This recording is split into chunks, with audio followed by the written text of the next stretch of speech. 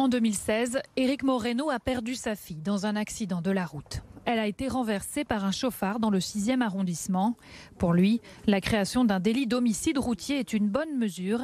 Si une loi voit le jour, il souhaite que la peine de prison encourue par les auteurs soit vraiment dissuasive. L'idée est louable et nous souscrivons à ça.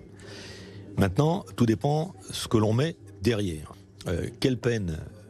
Aujourd'hui, on est sur du 10 ans maximum. Bon, nous, on demande à ce qu'on remonte le plafond à 15 ans, mais à condition de mettre une peine planchée, qui peut être de 5 ans, et être sûr que le délinquant soit vraiment sanctionné. Éric Moreno a créé une association qui vient en aide aux victimes de la route.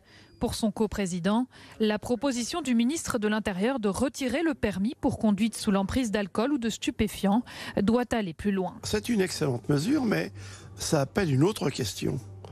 Quelles sont les sanctions pour ceux qui roulent sans permis, très souvent sans assurance? Comment on fait pour sanctionner ces gens-là? Il ne faut surtout pas les négliger, car 95% des auteurs de ces accidents, qui sont donc à l'origine, n'ont pas le permis. Depuis de nombreux mois, Éric Moreno et Serge Bensoussan demandent à être reçus par le ministre. Ils aimeraient qu'un groupe de travail soit créé pour permettre une avancée significative sur la façon de sanctionner les délits routiers.